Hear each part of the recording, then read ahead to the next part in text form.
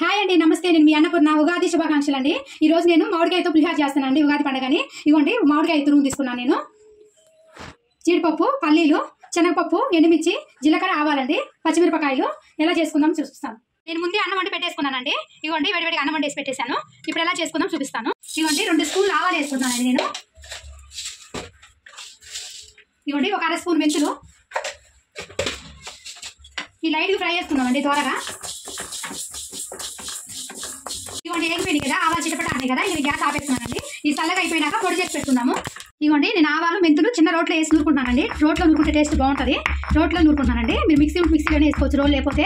నేనైతే నాకు చిన్న రోల్ ఉందండి, అందుకని నేను దంచేస్తున్నాను ఇట్లా మెత్తగా. ఇవ్వండి, అన్నం వేడిగా ఉన్నప్పుడే కొంచెం పసుపు వేసేసుకుందామండి, మనకు పులిహోర సరిపోయినంత పసుపు.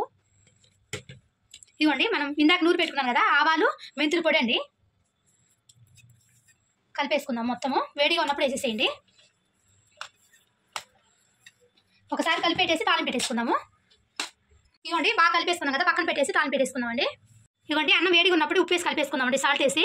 అప్పుడు బాగా అన్నానికి వేడి మీద బాగా అన్నానికి పట్టిదండి ఉప్పు, సాల్ట్ అన్నది. ఉప్పు బాగుంటుంది అప్పుడు మనకి.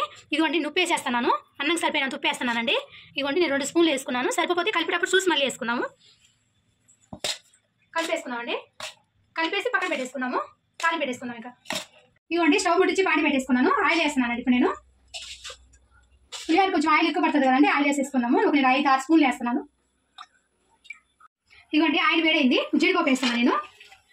జీడిపప్పు వేసుకొని ఫ్రై చేసుకున్నాము.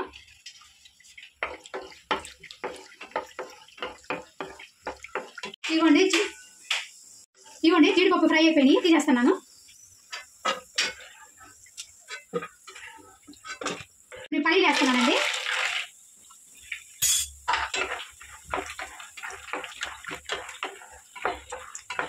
అయిపోయింది కదా, పల్లీలు తీసేస్తున్నాను.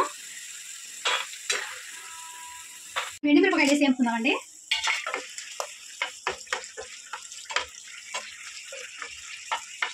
ఇట్లా వేగిపోయింది కదా, తీసేద్దాము. ఇట్లా ఒకటి తర్వాత ఒకటి వేపుకుంటే మనకి మాడిపోకుండా అన్ని బాగా అయిపోతాయండి, సమానంగా ఉంటాయి అన్నీ కూడా. ఇట్లా ఎండుమిరపకాయలు కూడా మెత్తపడకుండా ఉంటాయి. ఇప్పుడు శనగపప్పు వేస్తున్నానండి. శనగపప్పు ఫ్రై చేసుకున్నాము. ఇవ్వండి, శనగపప్పులోనే కొంచెం లైట్ ఫ్రై అయిపోయిన తర్వాత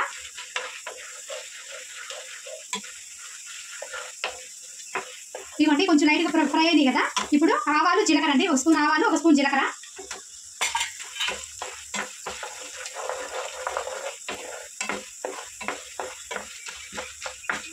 ఇవ్వండి, అయిపోయింది కదా. ఇవ్వండి, పచ్చిమిరపకాయలు అండి.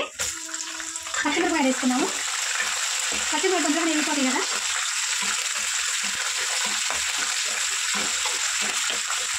ఇవ్వండి, పచ్చిమిరపకాయలు కొంచెం వేగిపోయింది. ఇప్పుడు కరివేపాకు అండి. కరివేపాకు వేసేస్తున్నాను. మంట కొంచెం మీడియంలో పెట్టుకోండి. మంట మీడియంలో పెట్టుకొని మనం మామిడికాయ తురుము వేస్తున్నానండి. ఇవ్వండి, మామిడికాయలు నేను 2 మామిడికాయలు తీసుకున్నాను. మామిడికాయ తురుము వేసేసుకున్నాము. ఈ పచ్చిమిరపకాయలు మామిడికాయ తురుము ఏం చెప్తే ఈ పచ్చిమిరపకాయలకి ఈ పులుపు పడుతుందండి. పచ్చిమిరపకాయలు టేస్ట్ బాగుంటాయి తింటే, ఈ పులుపు పడుతుంది కదా.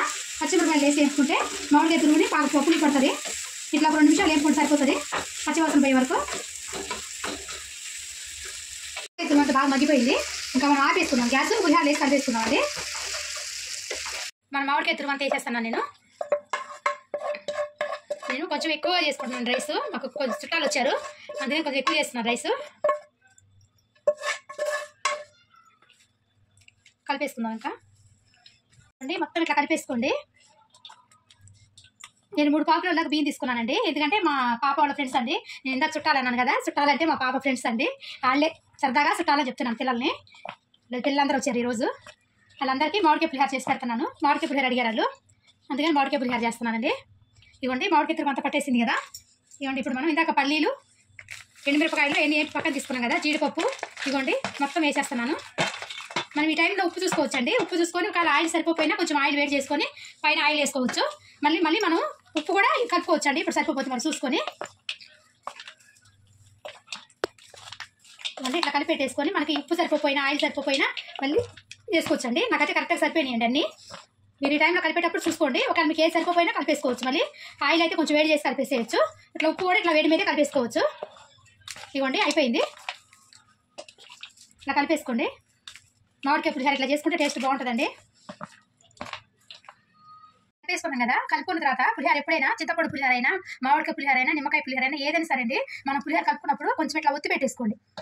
ఒక 5 నిమిషాలు అండి ఇట్లా ఒత్తి పెట్టేసుకొని మూత పెట్టేసుకొని పక్క పెట్టేసుకొని తర్వాత మంచిగా పులుపు ఉప్పు బాగా అన్నానికి పట్టిద్దండి. టేస్ట్ బాగుంటుంది ఇట్లా ఒత్తి పెట్టేసుకుంటే. కాసేపు ఇట్లా ఒత్తి పెట్టేసుకొని ఒక 5 నిమిషాలు పెట్టేసుకోండి చాలు. ఇట్లా పెట్టేసిన తర్వాత మరి తినండి, టేస్ట్ బాగుంటుంది. మనకి ఉప్పు పులుపు కూడా అన్నానికి పట్టిద్దండి బాగా. టేస్ట్ మాత్రం చాలా చాలా బాగుంటుంది అండి. మామిడికాయ పులిహార సింపుల్ గా చేసుకోవచ్చు కదా, చాలా చాలా బాగుంటుందండి టేస్ట్. ఉగాది పండుగ స్పెషల్ కదా ఇది మనకి మామిడికాయ పులిహార అంటే. ఈ టైంలో మనకి మామిడికాయలు వస్తాయి కాబట్టి ఎక్కువ మనం మామిడికాయ పులిహార చేసుకుంటాం కదా, చాలా చాలా బాగుంటుందండి. మీరు ట్రై చేయండి ఇట్లా ఒకసారి. Like, share and subscribe our channel. ఇలాంటి మరిన్ని రెసిపీస్ కోసం గంట సింబల్ నొక్కడం మర్చిపోకండి. బాయ్.